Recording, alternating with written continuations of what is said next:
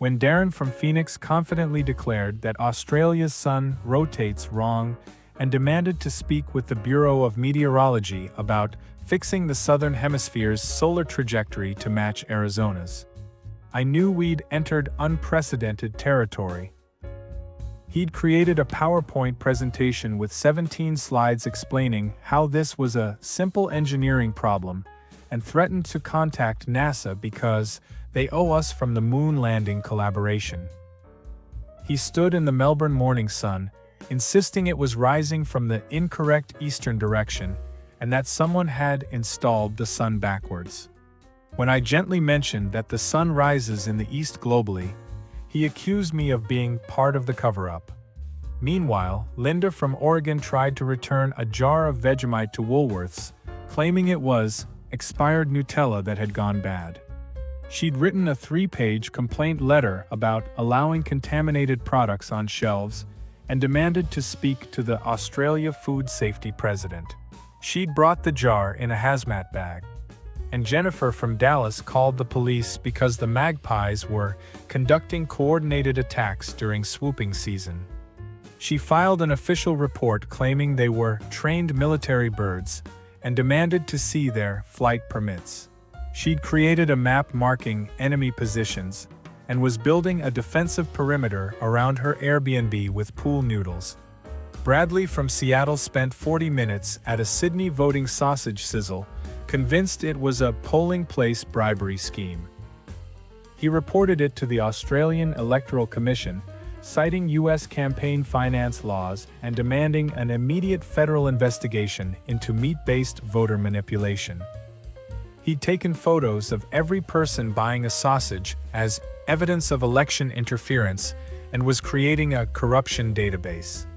When the volunteer explained it was a fundraiser for the local school, he insisted that made it worse because now they're involving children in electoral fraud. He threatened to contact the International Court of Justice in The Hague. I watched him pace outside the polling place, trying to calculate the exact bribe value per sausage and muttering about foreign democracy violations. He'd converted the $2.50 sausage price to USD and was claiming each one exceeded legal donation limits.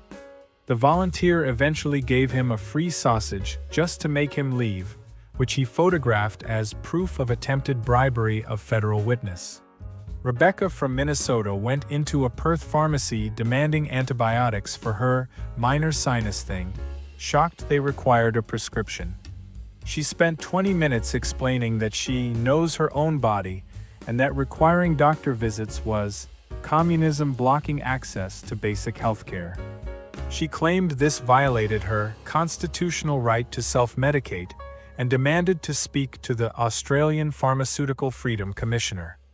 When the pharmacist explained Australian prescribing laws, she pulled up the U.S. Constitution on her phone and started reading the Second Amendment, though couldn't explain the connection. She insisted Australia was violating international medical treaties signed after World War II and that she'd report them to the Global Pharmacy Board. She'd created a spreadsheet of U.S. states where she could buy antibiotics over the counter, presenting it as proof of the correct system. She threatened to call the American embassy to extract her because of medical rights violations. I watched her try to negotiate, offering to sign a waiver accepting full responsibility for any accidental antibiotic resistance caused by Australian negligence in healthcare access. She left claiming she'd write to the Queen about prescription tyranny. Marcus from Texas discovered that Australia has no Bill of Rights and completely spiraled. He walked into Parliament House in Canberra demanding they draft one immediately because that's literally the first thing you do with a country. He'd brought a printed copy of the US Bill of Rights, highlighted with his suggested edits for Australia, including the right to bear arms against drop bears.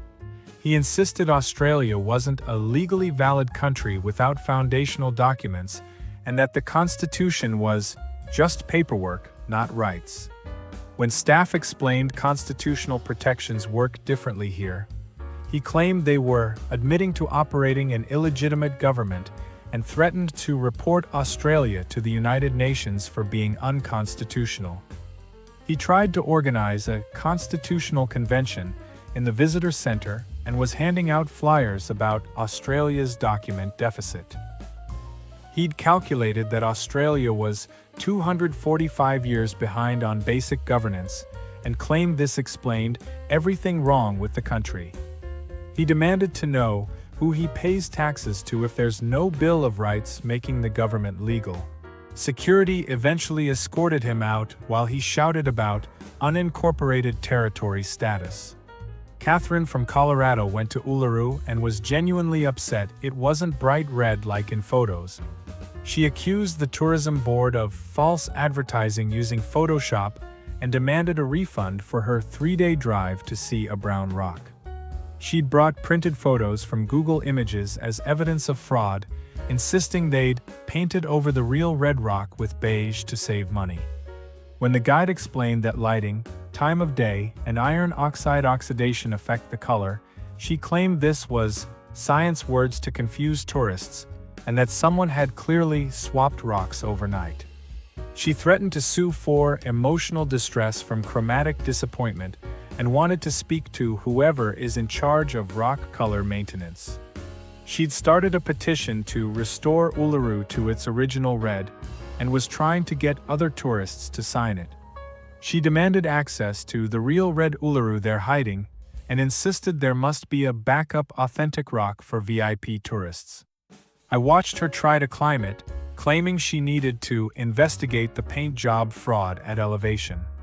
She left a 1-star TripAdvisor review titled "Rock Color Scam, False Advertising, Possible International Fraud." Derek from Florida called emergency services because he found a huntsman spider in his Brisbane apartment and was convinced it was an exotic illegal pet someone released. He demanded they contact animal control for dangerous wildlife containment and insisted it was definitely not native because nothing that big exists naturally. He'd locked himself in the bathroom for 3 hours, periodically calling with updates about the spider's territorial expansion across his living room. When the operator explained huntsman spiders are harmless and common, he accused them of downplaying a clear public safety crisis and claimed Australia was covering up invasive species problems to protect tourism revenue. He'd Googled biggest spiders in the world and was citing Wikipedia pages about South American species as proof this was an imported threat. He threatened to call the U.S. State Department about inadequate foreign warning systems for supersized fauna. He demanded they check if someone's running an illegal spider breeding operation in the building and wanted a full investigation into the exotic pet trade. He eventually called his Airbnb host at 2 a.m. claiming he was under siege by what is clearly an escaped tarantula and demanding immediate relocation to a verified spider-free zone with certificate of no arachnid occupancy. The host had to come over with a cup and paper to remove it while he filmed for evidence in the upcoming lawsuit. Patricia from Michigan visited the Great Barrier Reef and was outraged that she couldn't see it from the beach in Cairns. She insisted the tourism website had promised visible reef from shore and that someone was hiding the reef to force people to pay for boat tours. She'd rented snorkel gear and walked into the ocean at the beach, swimming around for 30 minutes before demanding a manager. When staff explained the reef is offshore and requires a boat, she accused them of moving the reef further out to create a tourist trap monopoly and claimed this was illegal reef relocation without environmental permits. She'd brought a map showing where the reef used to be in 1995 and insisted someone had towed it out to deeper water. She demanded to speak to a reef positioning supervisor and threatened to report the unauthorized reef movement to the Australian Maritime Authority. She wanted compensation for false reef advertising and tried to hire a boat captain to take her to where the reef actually was before they moved it. She filed a complaint with the Tourism Bureau claiming geographic fraud and reef displacement. I overheard her telling other tourists to not fall for the boat scam, "The reef used to be right here," while pointing at the beach. The absolute pinnacle came when Robert from Arizona visited Tasmania during winter and tried to sue for false marketing of Australia as a warm country. He'd arrived in Hobart in July wearing shorts and a tank top, expecting standard Australian beach weather, and was genuinely shocked by the cold. He'd packed nothing but summer clothes based on Australia being hot. That's literally the one thing everyone knows. When his Airbnb host explained that Tasmania is closer to Antarctica than to the equator and has winter like the Northern Hemisphere's summer, he claimed this was suspiciously convenient information not disclosed in tourism materials. He insisted this violated international travel advertising standards because every picture of Australia shows sun and beaches. He'd created a formal legal document titled Class Action Lawsuit for Climate Misrepresentation and Seasonal Fraud and was trying to find other tourists to join. He demanded compensation for having to buy a jacket under false pretenses and claimed emotional distress from unexpected cold weather in a supposedly hot country. He'd called the American embassy reporting that he'd been lured to Australia under fraudulent temperature claims and needed help filing charges. When someone explained the seasons are reversed in the Southern Hemisphere, he accused them of making up science to cover for poor weather planning. He spent 3 days writing reviews warning Americans about Australia's secret cold regions they don't tell you about and claiming Tasmania shouldn't count as Australia because it doesn't match the climate profile. He demanded they either warm up Tasmania or rebrand it as not Australia. He left creating a website called AustraliaTruthTemperature.com, exposing the Down Under Winter conspiracy. The host found him trying to measure the temperature with a meat thermometer as independent proof for the lawsuit. Here's the thing about Americans trying to fix Australia: we're not just confused by differences, we're convinced our confusion means something is broken. We don't think maybe this works differently, we think this is objectively wrong and I'm the chosen one to point it out. Next time on Catastrophically Confident Americans Abroad, the ones who try to pay Australian prices in USD because it's worth more and can't understand why that's not how currency works. Spoiler alert, one tries to establish an exchange rate based on economic logic that somehow makes everything cost less.